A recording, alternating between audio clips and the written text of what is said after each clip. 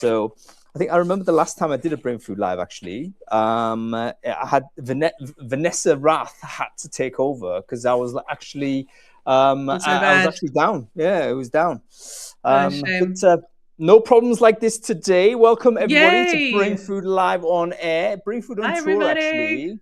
Hello, everyone. How are you doing? I'm dialing in. I'm delighted to say dialing in from beautiful Cape Town. And I'm in Snap Analytics office here. So thank you, Alexandros Marantidis, in fact, for letting us use the space and guaranteeing us essentially some rock solid internet so we can have this conversation. Folks, and every place that I go and travel, I do want to take the opportunity to speak to local recruiters and better understand what it is to recruit in that particular country. And I'm always going to sort of try and do a Brainfood on tour, so to say. So I want to thank everyone for joining me, particularly Nick Stevens, who's my Yay! co-host today. So Nick, it's great to see you. Oh, you too, Hung. Welcome back. I'm delighted to be back. I remember last time I was here, you probably met me first time, actually, because we immediately went to have lunch, didn't we? And we should have Yeah, done it this time, apart from the fact we went to Robben Island, remember? I And I'm South do. African and I'd never been, so thanks for the breaking influence there. breaking your duck there, but sometimes you need to be tour guide to actually see the stuff yourself, don't you? Because Totally. you end up sort of just assuming it's always going to be there. So I'm pleased that actually was able to perform that role for you. Anyway, let's make sure everyone can hear and see us okay. Folks, if you can hear and see myself and Nick Stevens on screen, do let me know whether the audio and visual is fine. If you're watching this on Crowdcast, let me know in the chat. We should be blasting this out online as well on LinkedIn. So if you're watching this on LinkedIn, either my LinkedIn or anybody else's LinkedIn, let me know in the comments there whether the audio and visual is okay. And of course, if you want to get involved in our conversation, pipe up. I want to make sure that this is an interactive show. And as we do on Brainfood, we're just going to bring people on screen if you're up for doing it. All in. There's zero separation between the people on screen and the people watching, other than the fact that, you happen to have a webcam on. So we'll bring you on if you're up for it. All right, let's get on with the show. Nix, before we bring on the rest of our guests and have a panel chat, I wonder whether firstly you can introduce yourself, like who are you and what it is you do. Oh, sure. Okay, so I'm a recruiter. Funny that. I've been doing it for about 18 years now, and I actually started off in the hospitality industry, built and sold my own agency. I started off in spas, actually, just with spa therapists and nail techs and that kind of thing. Moved into bigger hotels, global clients. It was all very exciting and luxurious by the end. And then more recently, I got into technical recruitment. So have a decent sense of what's going on that side of things. And it feels pretty much like everything is technical recruitment these days. Everybody's expected to have some tools at least up their sleeve. So yeah, I run my agency now, sort of focusing on generalist positions, but often comes down to technical placements. Yeah, fantastic stuff. And I wonder whether you could there could be some people outside of South Africa listening into this as well who may be unfamiliar with the country, like they don't know the size of the organization of the country, don't know the demographics. Can you give us some overviews there? Like how many people actually are in South Africa, and how big is the country compared to the other countries in I'm the sorry, continent? I have absolutely no idea. I would just be guessing. Maybe there's somebody who's more clued in. I've been an expat most of my life, so I've been hiring kind of across the world in terms of demographics. I can tell you things like, the trends that I've noticed recently, because those have been pretty interesting. But if we want some actual stats and numbers, then there we go. Alex is laughing at me. Thank you, Rob. Rob, Thanks for saving me. 65 Rob, million. yeah, Rob's been very confident with 65 million. That sounds about right. But it is a big Google country, isn't it? quickly. Yeah, Yeah, it it's is. I think the message is it is a big country. I think there's only Nigeria as a country that has more people, maybe Egypt actually, but it's well up there. I mean, it's one of the top 20 countries in terms of population size, I think, and probably there, and that just gives you huge amounts of talent, huge amounts of labor. and lots of reasons why it's, and I think it's the biggest economy in African continent as well. So lots of interesting things to discuss on this. Okay, well, Nix, you're going to be co-hosting with me. It basically means that you can contribute whichever way you like, and you can also help me quiz some of these guests that we're going to bring on. So whilst Rob is here, I might as well bring him on. Hang on, how would I do that? Bear with me, guys. I just don't while you blame... do that, Hung, just off the back of what you just said, what's really interesting with the massive population is that one of the things that I've really picked up on recently has been overseas companies hiring South Africans. I'm sure we're going to have lots of other recruiters in this call who would agree with that being a thing these days, more and more so than ever before. So yeah, massive population of well-educated people. I think there's a number of factors. I think COVID helped a lot in terms of the world realizing that people can work remotely, and South Africans are well educated, hardworking, and very affordable to companies that basically are used to paying their people in pounds, euros, dollars. Not so much the dollar anymore, but yeah. So that's a massive part of it. It's just, I think the world is just clued up more so in the past 5 years or so that there is a massive population of well-educated, affordable talent in South Africa.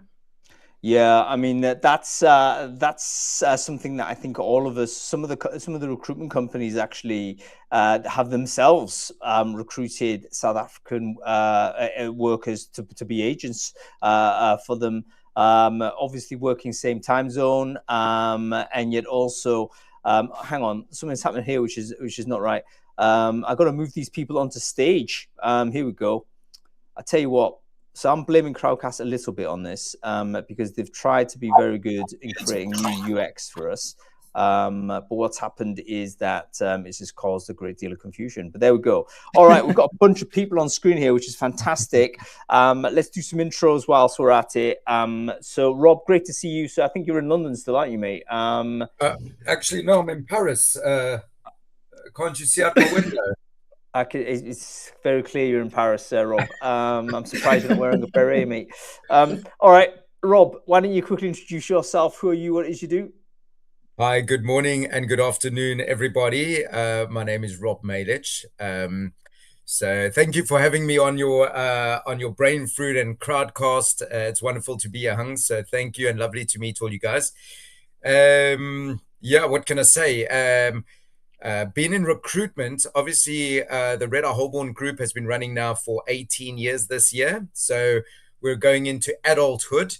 I've been in recruitment for 20 years and cut my teeth prior to that for about 18 years as an accountant. So I went from the dark side to the darker side and loving every moment of it. So yes, started the business in the heart of the credit crisis of 2008. Managed to swim through all the debris to be closer to all my competitors. Set up a number of different recruitment businesses during that time, from Red Eye Recruitment to Holborn Advisory to HRW Group. Now the UK business is running. We've got a tech AI recruitment business as well. So lots and lots happening behind the scenes. And now about 2.5 years ago, moved my family over to the UK to grow the UK division. So that's where I'm sitting at the moment. And believe it or not, I'm looking out my sky window here, and blue sky and sunny in the UK. So not as warm as where you guys are, but at least it's sunny. And that's my intro. Indeed, and it's been a miserable winter for us in the UK, so great to see some blue skies there.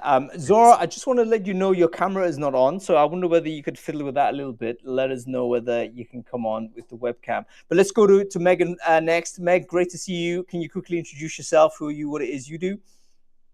Good to see you all. Thank you for having me, Hung. It's good to be back, and very, very excited to be in Cape Town and seeing all these lovely people tomorrow. So super excited for that. My name is Megan Petty. I head up the recruitment team for NTT Data, Middle East and Africa. So we recruit across MEA, but obviously part of the global organization. We're 190,000 employees. So I don't know if everybody on the call knows who NTT Data is. We are quite a large organization. We used to be Dimension Data for those in the South African market. Yeah, great stuff. And I look forward to seeing you tomorrow as well, Meg. By the way, in case you didn't know, Recruiters Unite is the event that I'm here to attend. And a bunch of you, I think, are already coming to that. Next, you'll be there, I believe. And so is Megan. I'm going to share the link here as well in case you are in Cape Town and want to come along. I think you should check it out. It's going to be a great event. By the way, I know it's going to be a great event because I know some of the speakers who are coming. And I'm going to take myself out of that lineup for a second because the other speakers that are there, I think, are going to brain dump some amazing sort of things that I would say potentially even game changing in terms of how it's going to work for your business. So definitely make sure if you haven't got the opportunity to attend, try and get hold of some of the video footage, I'm sure, when that comes out. Okay, we also have Alex here as well. Alex in the same building, but he's so generously like vacated his own office in order to go to some cupboard so that he could do this call. So I'm very grateful, Alex. I'm going to buy you a beer after this. Alex, why don't you quickly introduce yourself? Who are you? What it is you do? Hi there, everyone. Hung, such a pleasure to be here. Thanks for having me. My name's Alex, as stated, and basically I'm probably one of the more younger people within the recruitment space. I began my career in 2022. I was a cowboy recruiter at a company called Salt Recruitment, basically just covering a wide variety of technology, which later scaled into the data space. And then after that, I moved into like a kind of more talent acquisition-based role. And then shortly after that, I joined a consultancy and began consulting for the last 2 years. And now I have joined and made the transition into full-time internal recruitment. And I am at Snap Analytics. And we primarily do data analytics and data engineering for various clients around the world. Yeah, fantastic stuff. Let's stay with you, Alex. So I'm going to try and bring you back on. I think we had a bit of a problem there, but let's give it another shot. Alex, let's start with you. What's the big sort of when you shifted to in-house and started working directly as an in-house sort of recruiter? What kind of roles typically will you end up recruiting? I mean, what kind of focus is it? Are you recruiting for local South African talent? Is it international talent? How's it working there for you at Snap? So at Snap, currently, I started off doing South African talent acquisition primarily, and now it's branched out to where we have further requirements within certain technologies within data. So one of the more recent stacks is a technology called Databricks, and I've kind of become the specialist, shall we say, within that division. So now I'm covering both our India office as well as the UK recruitment within Databricks. But I'm also working a few other positions around technology as I've had previous, exposure to various technologies in different sectors. And yeah, the transition has been rather amazing. I would say the significant differences between the two is when you're consulting and you're working with multiple different clients, you're getting an insight into their teams, but you're not really getting a firm understanding of what it is exactly they're doing, what the vision and mission is for the future. It's just basically, finding the right people and putting them within the company. The transition into internal recruitment is far more focused around you're passionate about building something, you really getting an insight into what the company's growth and direction looks like. So it allows you to be a lot more passionate about, building out that talent acquisition function and placing the right people into the company. And it's quite a cool thing being the supposed gatekeeper of the company, in order to get hired, you got to go through me first. Yeah, poacher turned gamekeeper. That's the journey I think all of us have probably been through once before. So great to see that transition. We do have Zora here as well. So fantastic to get you on finally. Why don't you quickly introduce yourself? Who are you? What it is you do? Amazing. Thank you. Thank you so much for having me, Hang, and it's lovely to meet everyone. My name is Zoar Lewis. I'm the talent acquisition manager at 2U. I started my career off as a talent advisor at OfferZen. Fun times, and then moved on into the HRBP space at an edtech company called iExperience. And then from there, I joined 2U as a recruiter, grew into senior recruiter, and now I work as a talent acquisition manager. And I'm really grateful that I could combine my passion for people and strategy to attract and retain the best talent. Yeah, fantastic stuff. And I've just shared the link into the chat stream there. So make sure you connect with everyone, by the way, who's on this show. All right, let's take it from a global view. Recruitment everyone would say, hey, listen, it's been like it's been a significantly up and down roller coaster for the last 3 years. Last 5 years, it's been crazy, to be honest, ever since COVID. But the last 3 years have been really tough in the sense that, lots of reasons why that might be. Loads of hiring freezes globally, cost of living has gone up. A lot more defensiveness in terms of budget for headcount, and a lot more risk, as we've seen sort of in recent days, like craziness in the world today. How can you even plan for a future and put down fixed cost investment, which is, of course, headcount? And so it's been really, really tough. At least that's the story I'm hearing in the UK. What is the story like in South Africa? Do you guys feel it in the same way? Has it been a tough 3 years, would you say, or has it simply worked differently in this economy and in this region? Any thoughts on that? Meg, do you want to give this a shot? Yeah, I think it's certainly a tough time.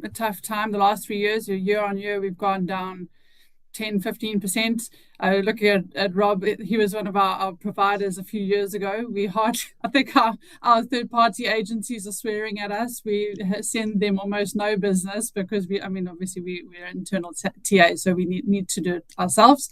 But we're able to, with the volumes that we're seeing. We don't need the additional help because which is it's great for us to be able to switch and pivot to being pipeline. You spoke about strategy earlier, becoming more strategic, doing the market mapping, all of that, which we couldn't do before because we were just so swamped. We're also running very lean teams, so it's actually a nice slowdown for us. From being internal TA, we can take that the pedal or the foot off the gas, so to speak. Yeah, I mean, you can remember it wasn't that long ago, 2021, I think it was, just after the lockdowns came off and everyone was charging forward. It was the crazy times. Everyone, we couldn't even hire recruiters, if you remember this. It was like impossible to hire recruiters because they were in such high demand. That was only like 3 years ago, 4 years ago. But it's ancient history now because it's been a big sort of shift in terms of the market conditions. Zor, let's go to you. I mean, what are you seeing internally in your business? Is it similar to how Meg describes, or is there other things that you'd like to add and that you've observed just simply by being in a different type of company?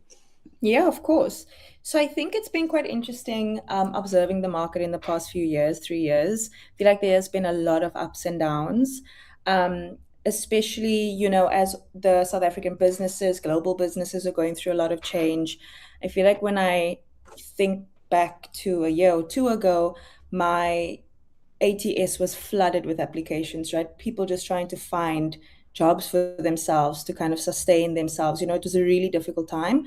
But I'm happy to share that, it's looking more stabilized now, especially as people are becoming more empowered with AI, understanding how they can better put themselves out there, which of their skills are transferable, because there's a bigger focus on skills-based hiring. So things are looking better, more stabilized. So I'm looking forward to what the market looks like going forward.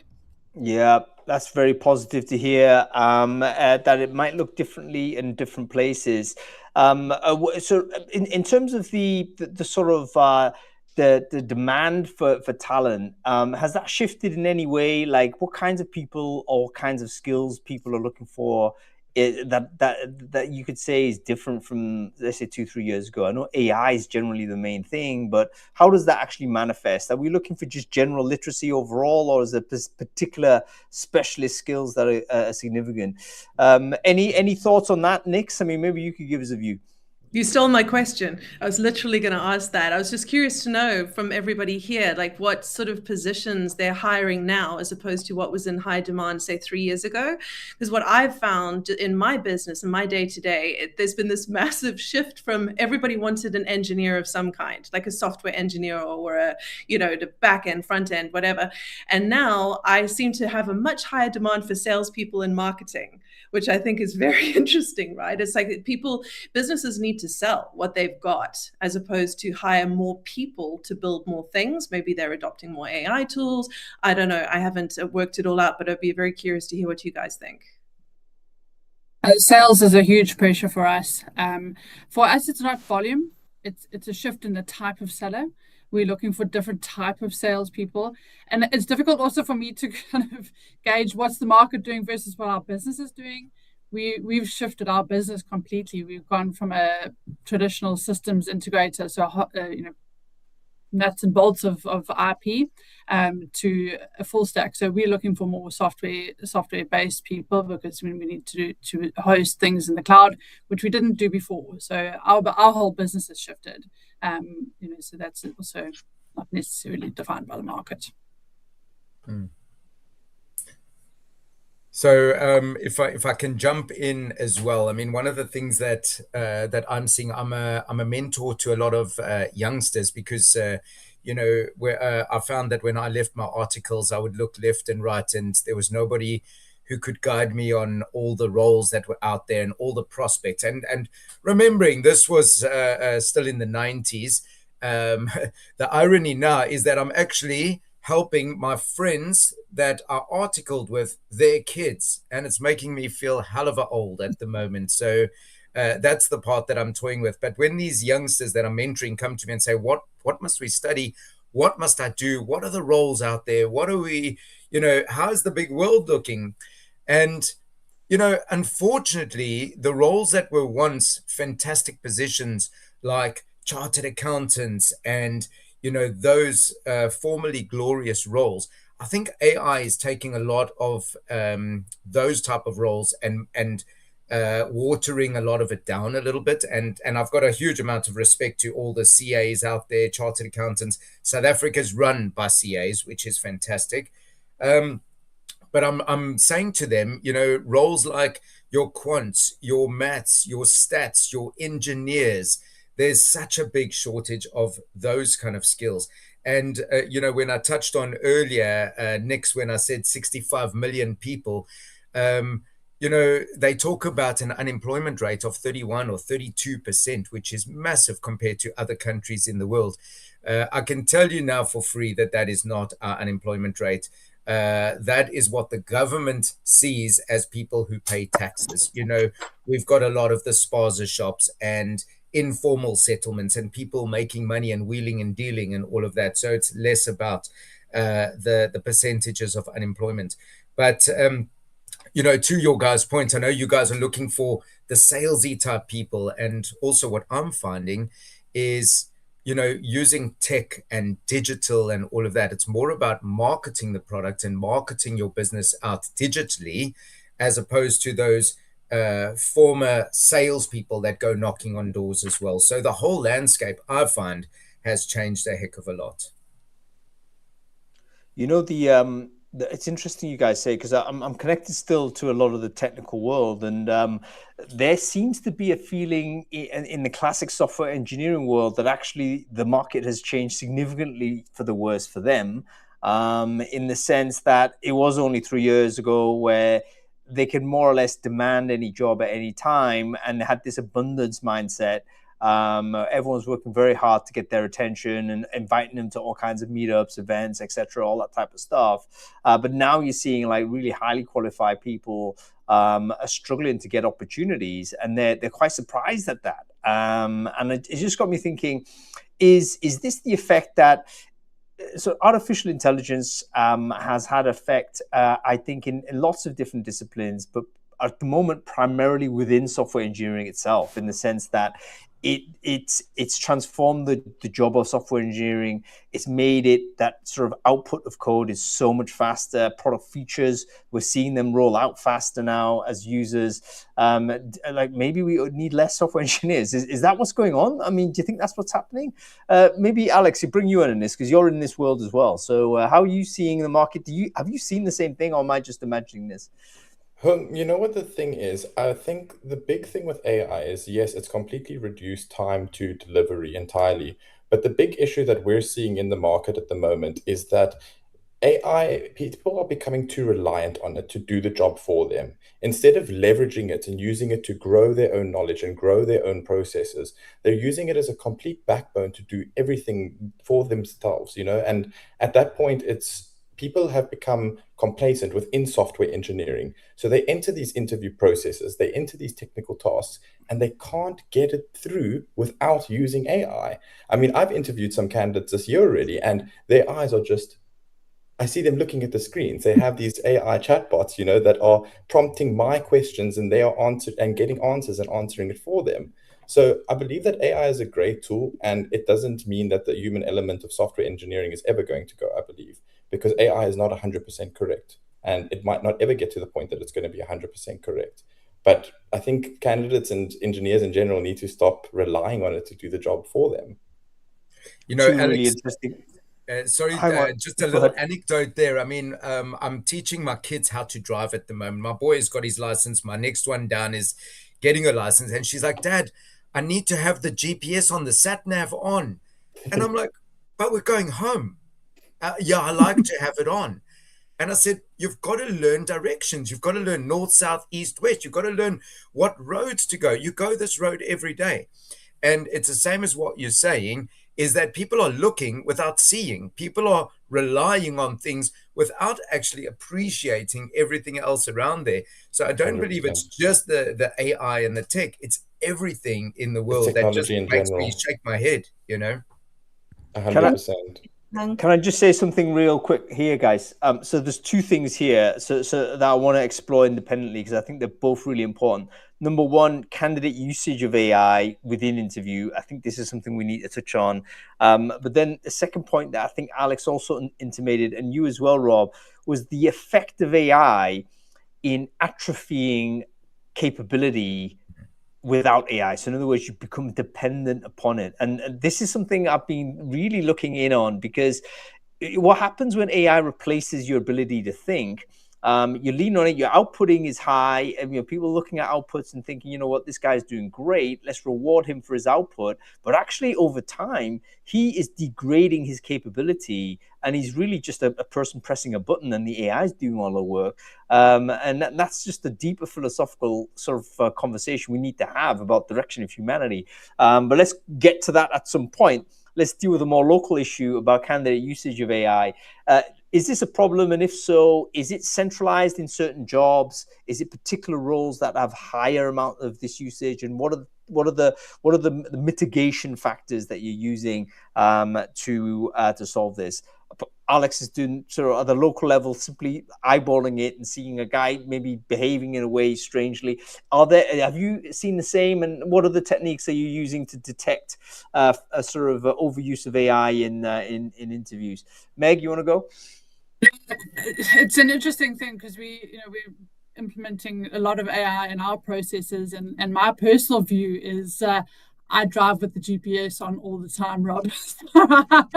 I'm going to be assessing, if you're not using AI in my interview process, there's a problem. So you should be using it. But I think, we have to get smarter about what we and how we assess, so that we can get to the capability. If you use AI to get through and you're able to do the job, and we're able to assess that you can do the job using AI. I mean, we're a tech company. We're hopefully in the next couple of years going to be leading the forefront, ahead of Microsoft and Google and some of the others, with AI. So our employees are encouraged to use AI, so they really should be using it during the interview. We'll put in processes and fraud detection using AI within our interview process as well, so that we can pick it up. That's a really good point, Meg. I mean, we want to get AI literate candidates, don't we? So here we have candidates also using AI and being literate, but at the same time, maybe we're punishing them sort of in the wrong way. It's very difficult to figure this one out, because we also want the honesty as well. And we also want to have, if you like, fundamentals. I think that was the thing. That's the problem, isn't it, Alex? Where the person may be giving the right response, but if they don't actually know the reasoning behind it, it's like the old maths exam. It's like, it's not just the answer. You've got to understand how that answer was derived. Because at some point the calculator may not be available to you. So that's a very interesting issue. Nix, you got any thoughts on this? Like, what's your policy with the use of candidates using AI? Do you have some sort of rule of thumb you could share? So obviously I'm an external recruiter, so it's kind of what my clients want, but it was really interesting to hear you say that, Megan, because I've got this one client who automatically, like, I cannot even send him a CV if it looks like it's been put together by AI.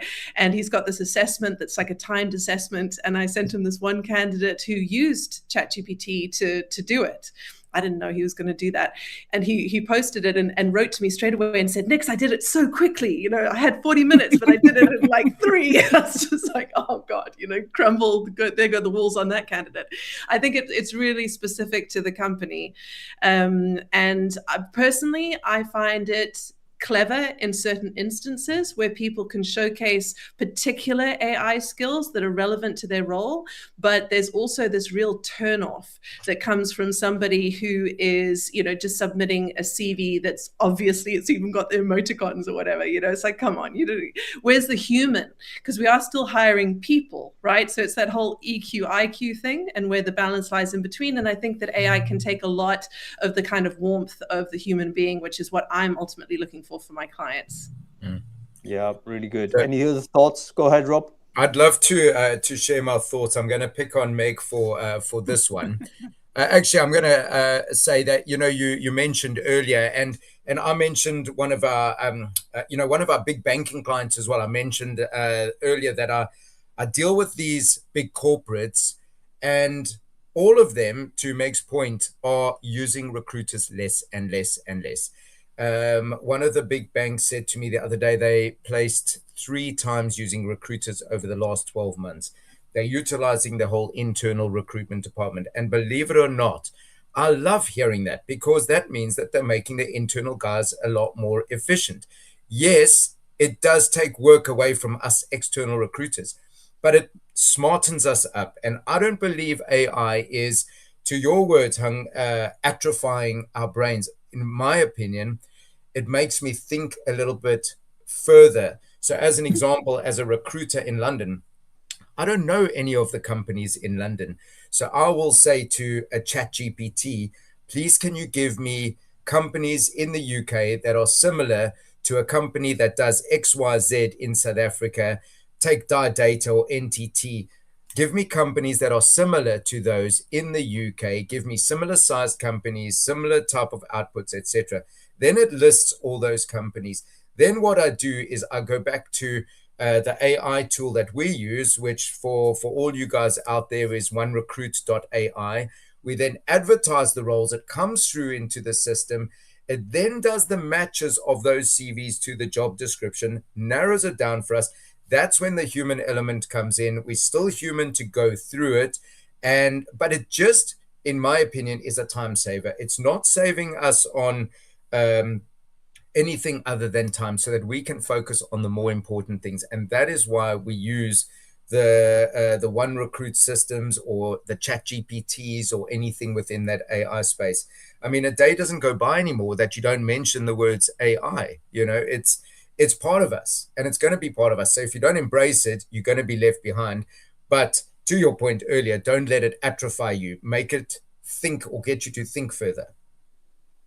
There's a technique on that, isn't there? Like, again, this is I do draw again on the conversations you see in software engineering. They're very conscious of this, and they're thinking, you know what, you have to put in like intentional uses of AI, but also then have intentional moments where you're not using AI in order to continually build the muscle of learning how to problem solve without using the tool. So it's almost like it's like sort of taking apart the engine in your car, so you can put it back together again for no other purpose other than to make sure you can still do that thing, because at some point you may need to do it. And I think that's generally good practice, even though I know it may be futile, because vast majority of people aren't going to do it. They're just going to drive the car and then deal with the engine conking out later on down the track. So it is really, really interesting. Okay, brain rot. I love this, Summer. AI brain rot is real. I think it is real. How do you deal with that, Zor? Have you got a solution? How do you stop your brain from rotting from AI overuse? I love what our panelists have been saying. I mean, when it comes to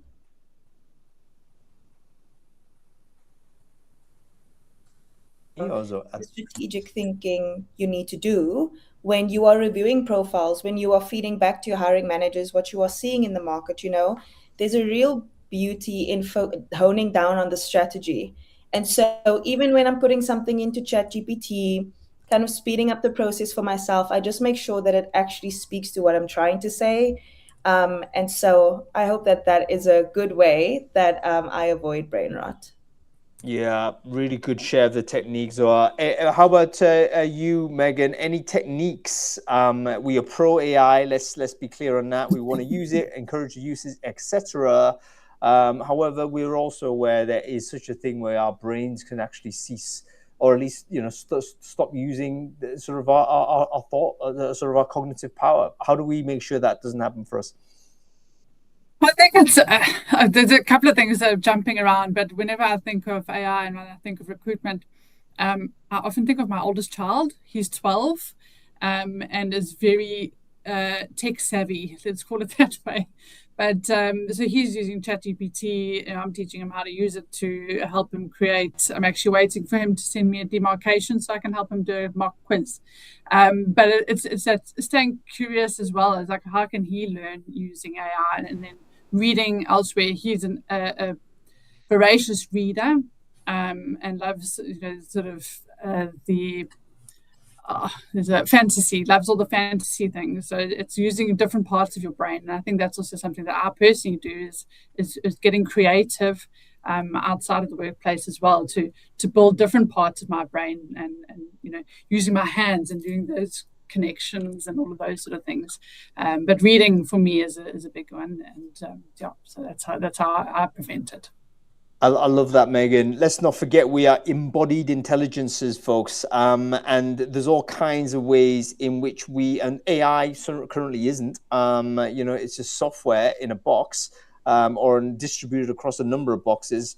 That's very different from the way in which we've been embodied, evolved, embedded intelligences. And there's other ways of intelligence that we need to tap on, particularly as we want to go down that route of, human judgment, as Nick's mentioned. What is the difference between human judgment and an output from an equation? It is all of that sort of implicit information that we're getting from sources that may not even be apparent to us at this point. Can I jump in with something else there quickly? Go ahead, Nix, of course. Thanks. I had two very interesting conversations about AI recently. One with a marketing strategist, so somebody who works with top brands and comes up with new strategies for them. He's been in the business for about 30 years, and I was curious to know from him how he's using AI. Right? Because it's like this, he's like a genius in his field. And he said to me something that I had another conversation about last night, which I'll get to, which was talking to a back-end engineer. So the first guy said to me that there is a place in his mind that he protects, which is his art. And that is what has got him where he is in his career. And as AI becomes more and more incredible and powerful, even when it comes to artistry, he's getting more and more protective of that part of his brain, because to him, that's what makes him different from the robot. So how long that lasts, I don't know, but I kind of like that. Like, it resonated with me as something truthful. And then last night I was talking to a guy who's a very senior back-end engineer, also a master of his craft. And when I was talking to him, so this is somebody who's quite different, right? So very, left brain, right brain. And he was saying that development to him has also been, for the last 15, 20 years, his bread and butter. Using those languages is his craft. He's creative with his code. Now, he is well aware of the fact that he has already created bots to be him. So he's already multiplied himself. He's done the thing. He's created versions of him to do the technical work. But he operates like, I think it's Sai just said in the comments, he oversees it. He's like basically watching those things that he's created to make sure that they do what he would do. So I found those quite philosophical and interesting kind of takes on AI from two different, hemispheres, brain hemispheres. You talk about that monitoring, sorry. But actually, we were having a conversation. We're busy building 3 agents that will run across all recruitment processes across the MEA region. We're piloting in MEA because obviously I'm passionate about AI and recruitment. But in those conversations, one of the new jobs that don't exist today is manager of robots. So it's somebody who is a specialist in the craft watching what are they doing, where are the ethical implications coming up, how do we monitor those things. So it's a real skill that's going to be needed as we build more and more of these bots. And that's something that recruiters might want to think about doing, is becoming like engineers, right? 100%. Folks, I want to talk about something quite interesting here, in the sense that we've got this directing of agents, we're overseeing it, checking their work and so on. However, the person who is able to do that is typically a domain expert that achieved that expertise prior to AI being a thing. So in other words, they went through the hard yards to get to the point where they can make the assessment, oh, hang on, there's something wrong with the code there. Or if you're doing some writing, or, you can get a vibe that that's not correct. But isn't there a risk that we end up saying that, so there's going to be like a bunch of winners in this world, i.e. the people who able to gain expertise pre-AI, but then became AI enabled, so they have the best of both worlds, so to speak. But then you're going to get a bunch of people following after that may not know a world pre-AI, and then don't have the opportunity to go through the hard yards, because straight away, they can just output. How are we thinking about this? I don't think anyone's solved this problem, because it looks like, I don't know whether the same is happening in SA, but in the UK, we're having a graduate recruitment crisis. I think Adzuna published that from their aggregate sources, the graduate vacancies were down under 10,000 over the last 12 months in the UK. Now, the UK produces something like 300,000 graduates a year. So you're talking about one job in 300 that this person's got a chance. They've got no chance of getting through. Like, it's literally less than rolling a die. It's 1 in 300 chance of getting that graduate job. I think that's partly because companies are saying, you know what, a lot of the early entry stuff that we did have graduates to do, AI could do it now. All office gophering jobs, if we look back on our first year in any sort of white collar career, you were generally just being a helpful person about the office, but at the same time learning the job as you go. That was the trade-off. But now you can't be helpful anymore. How do we get people to learn on the job? We'll have a problem here. Any thoughts on this? Is it the same in South Africa right now? Does anyone have any thoughts as to how we solve it? So I can jump in there and actually say it's a bigger problem than what you are mentioning. It's not only the fact that there's not enough graduate roles, but what's actually happening in the world, so not only the UK, not only South Africa, is life has become too expensive to retire. So what's happened as well is some of your gray ceiling folks are not retiring at the correct times according to how society perceives the correct time. So instead of retiring, in the olden days, it was 55 for women and 60 for men. In the very olden days, guys, just pointing out there, suddenly the retirement age is meant to be 60. But I've got mates that are 60 years old that are still beating me in golf, which is ridiculous. But now they're retiring at 65, even 70, or continuing. So the hierarchy is not moving out and the youngsters can't move in. So therefore it creates even further issues. And now if you've just got a generic bachelor's degree that is not practical, so it's not like an engineer or a doctor or a dentist or somebody that actually needs to study for their trade or their craft, the ones with generic qualifications are not getting in. So now when I'm mentoring the youngsters, I say to them, guys, during your schooling, you have to have something that stands you in better stead. Were you a prefect? Were you a head prefect? Were you in South Africa, we call it the Dux Scholarum, which is the top academic.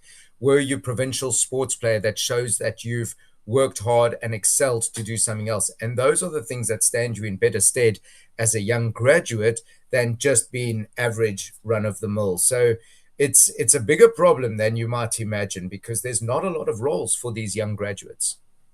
Yeah, really good point, Rob. Even though I would even say, I mean, two interesting things you mentioned. Number one, retirement age is going up because governments are basically lacking workers and they want to continue taxing them. But at the same time, that means there's less opportunities. They're blocking the way, right, for the next generation. Maybe a mandatory retirement. Some countries have this mandatory retirement. You hit for 55, whatever, you're finished. That's it. You're effectively fired, and someone else has to come up. So there's turnover, but we probably don't want that either. But we can understand just constantly extending it out means that those growth opportunities might not be there. And the second point you mentioned was, young people needed to develop extracurricular. I do agree with you, Rob, although I can't endorse that view because it seems to me that we're just pressuring people into these, super intense. You got to just be expert at everything. You know what? There's going to be a lot of kids that are not that expert. They're just kind of okay, or they're doing okay. That should be okay, and yet it isn't. So we need to find a fix. Okay, Nix, go ahead. Yeah, so just off the back of what Rob was saying, I've got 2 clients that are looking for graduates at the moment, volume as well. Yeah, right, but wait for it. So the first one wants finance. No, actually, they both want finance grads, but one will only consider finance grads who have already adopted AI tools. Now, I don't know to what extent they're doing that in colleges, if they're encouraging, I would hope so, because these guys have only got a chance if they can already come in with experience with AI tools within that space. The other client wants finance graduates to sell their fintech. So it's a sales position. So they're looking for a polymath, basically, somebody who absolutely understands the ins and outs of whatever a company's got going on financially, but also can sell their product. So I thought that might be quite interesting to hear about. That's what grads have to be nowadays. I'd like to touch up on the grad side of things. So we run a grad program across all 3 of our offices, and it's obviously very dependent on, what your company is looking for as a whole. But we have started to kind of shift the focus. Like you said, there is very much, just about anybody can go to university, get a bachelor's degree, and it's become very generic. So something that has been standing out to us a lot is we have different processes within our grad program, and we are trying to look for innovators, people who are kind of stepping forward and providing that, encouragement to us that these people are going to be great hires, because skills can be taught, tech can be taught, all of these things can be taught, but, determination and your will to become something within your career, not just do a job. How many people just want to do a job when we're looking for people, for example, who want to build a career? I think it's 2 entirely different things. So, Alex, when I look at candidates and I give advice to youngsters, and when I look at the younger folk, and I'm going to be quite controversial when I say this, I prefer EQ to IQ, because the bottom line is there's a lot of these guys that have been hiding behind their screen for so long, never mind the millennial generation, but maybe the Gen Zers that are starting to come into the workforce, and they don't know how to communicate properly. Some of them don't know how to use knives and forks. There's that whole social etiquette that people just don't know. So I'd rather take the person that maybe didn't get the best results, but that EQ is going to set them up for the future. And those are the ones that I look at, and it's also another one of modern day issues, 100%. So we do the... Sorry, Megan? No, I was just going to say, we do the asynchronous video interview as our first step, specifically for grads, because we can pick up on that quite quickly. And you'll be horrified by the number of people that just don't care. They're lying on their bed with their cell phone. And you're going, this is your opportunity to put your best foot forward, to be even considered for the role. And they're just not even taking that 5 minutes to make the effort. Yeah, motivation is key. Motivation and attitude. I think if we're all honest, I mean, we had this period of thinking about skills-based hiring, and I was always a little bit like on the fence with skills-based hiring, because I was thinking, you can learn skills, can't you? Why we're recruiting for stuff you can learn, particularly with AI now around, which should accelerate skills acquisition. So surely our interest in identifying skills should be less important than identifying those other qualities that really make the difference between a high-performing employee. For me, that's motivation. self-motivation, it's determination, it's certain degree of intelligence, and as everyone mentioned here, the ability to get along, like the ability to just understand that society is a thing, and you can't always blast through your own path, and you've got to, work well with others and so on. So yeah, maybe we roll back to some different types of recruiting where we're testing for things like motivation and what have you. Okay, we're having a great conversation, which I can always tell is the case because we're already running way running fast towards the end of this show. We've got 10 minutes left, but we have to talk about South Africa specifically because there could be people listening in from outside that don't know the first thing about hiring in South Africa. What are the major differences in recruitment here compared to other regions that people might be aware of? Let's say I decide to relocate to South Africa. I could do. Alex was showing me sort of the Riverlands properties over here. I'm thinking, you know what? I need to get a price on one of those flats here. Okay, let's say I relocate. What do I need to know to be a good recruiter here? What's the sort of thing that an outsider doesn't know but needs to know? Feels like the obvious thing, and we always talk about it, but triple B is what sets us aside from any other country in the world. It's our legislative targets that we have to achieve. Our organization has to represent our EAP, which is our economically active population.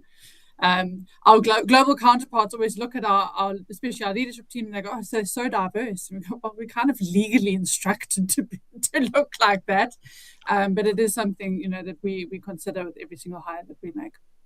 Yeah, so the sort of what was the acronym there? The economically active population, and that is basically I guess is that surveyed or is that from government payroll in some way?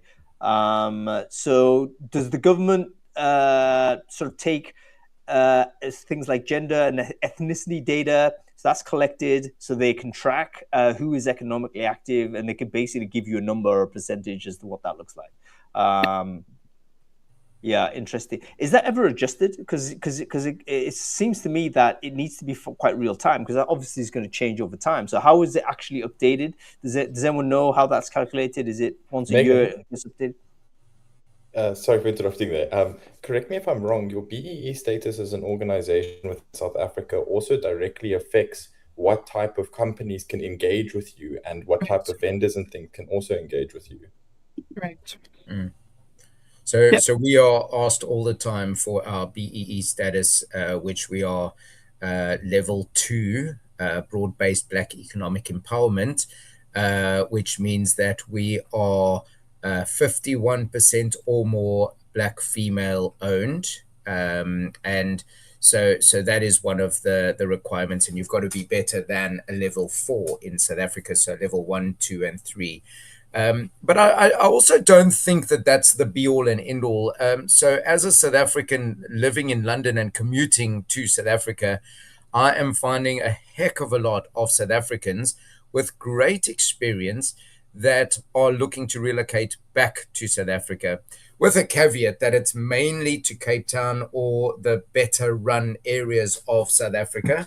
However, for reasons of relocating back to their families, they've got a lot of experience and they want to go and share that with South Africa. They're passionate about it. I'm a passionate South African, and I will be back in South Africa at that later stage.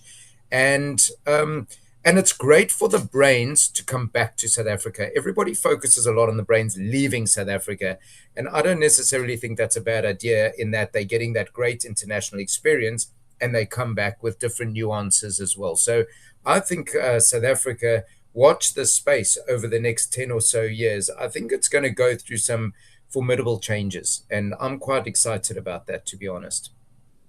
I totally agree, Rob. I think in the last few years, especially over COVID time, we saw a lot of our fantastic talent. I'm even talking about doctors, nurses, dentists, who all relocated for the sake of earning a higher salary, being able to help their families back home and doing all of those things. But something that I've noticed over time, and as somebody who moved overseas and moved back myself, South Africa and Cape Town in particular has a very specific standard of that work-life balance. On one end, you are working as a professional, and all these companies are now moving down, the international companies. The the opportunity is growing, the salaries are only going up. I remember when it used to be a thing that Johannesburg salaries were way higher than what Cape Town salaries were. It's not a thing anymore. The salaries in Cape Town, if anything, because of the companies that are down here, have grown substantially. And that work-life balance is a big thing. People, as much as they are passionate about their careers and being within the best possible situations to grow their careers, it's also important to enjoy your life at the same time. I'm all too familiar with that, Alex. I'm here tagged on a networking event, which I could throw together in a week in Joburg. I've had 3 weeks of trying to find people to attend this event in Cape Town, and nobody wants to come because it's after hours.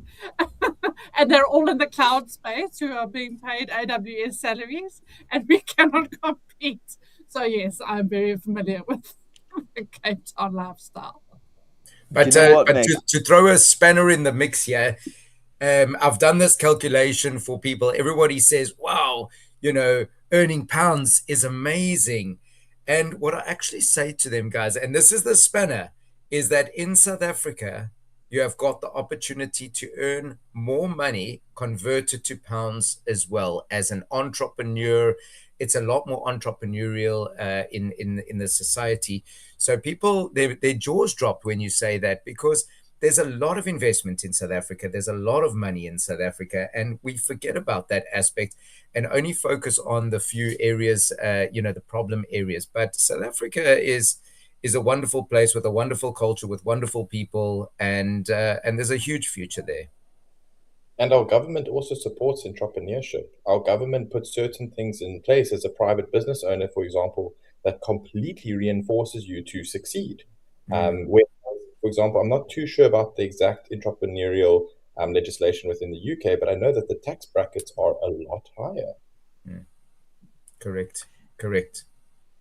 Yeah, I'm really quite interested in the Cape Town Johannesburg relationship. It reminds me a lot of sort of the Rio de Janeiro Sao Paulo kind of deal, or the Bogota versus Cartagena, or even Madrid versus Barcelona. It's almost like the party town in the beach, and then you can't actually work unless you're out away from the beach. It's like you have to be in a central sort of place. But that's a really interesting sort of dynamic. I'd love to explore that a bit more going forward. Okay, let's move on to kind of the final question, really.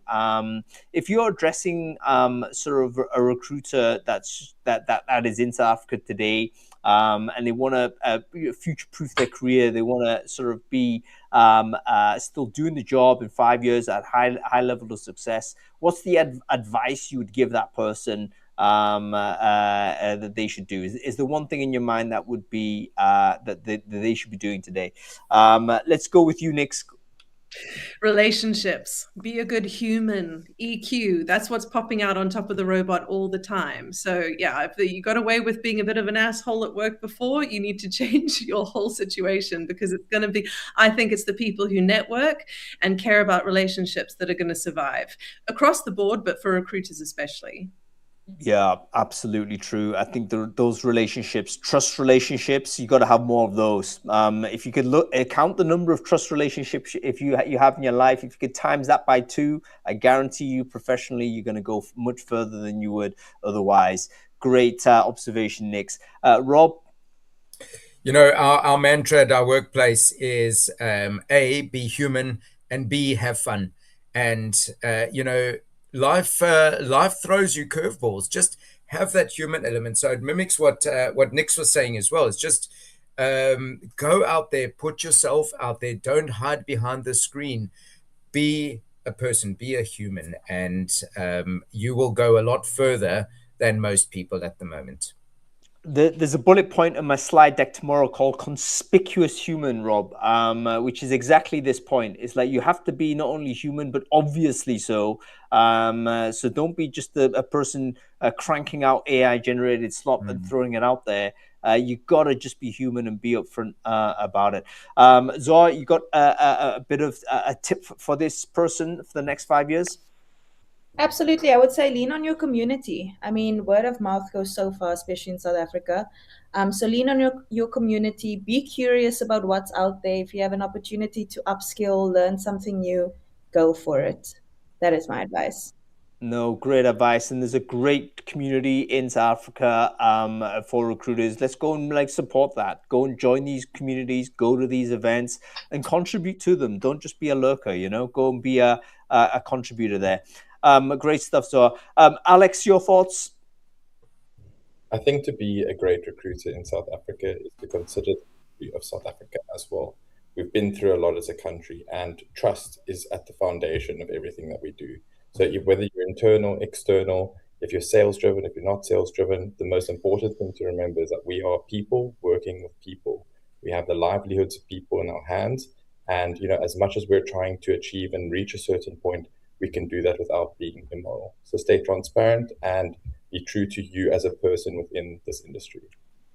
Yeah, absolutely. And that moral code will travel, again, a link to the word of mouth issue. It travels far. You don't have to be altruistic on it. So you don't have to be that instrumental about it. But the reality is, if you do a good job and behave as a good person, the word of that travels. Okay, Meg, what's your view? I mean, you've got a team there, haven't you? You've got a bunch of people. You're probably giving this advice in any case. What is the one tip you're going to give to someone who's going to have a long and successful career as a recruiter here? Look, I think everyone's kind of covered it, but we've just recently launched our EVP, which is be the place where people grow.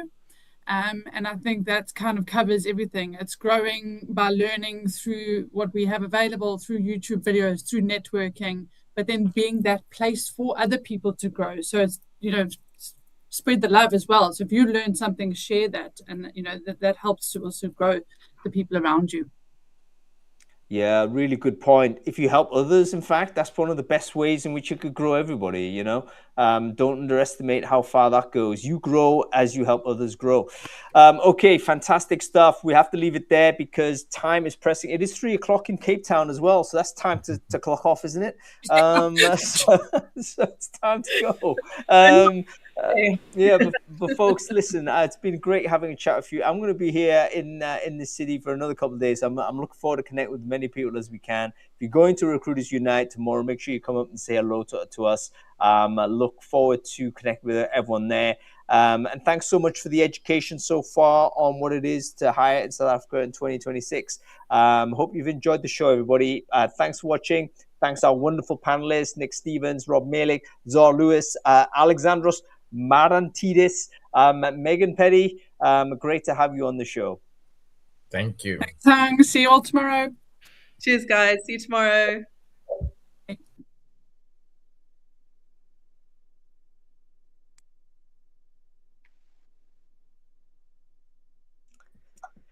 And that's it. Thank you very much, everybody. Hope you've enjoyed it. We have to close it off there. This was a midweek special, of course. Recruiters Unite tomorrow, so I'll be seeing you all in person there. And on Friday, we're still here. I'm going to do another Brainfood Live from South Africa. This will be about recruitment advertising benchmarks. We've got Jovio, who are one of the world's leading programmatic advertising aggregators.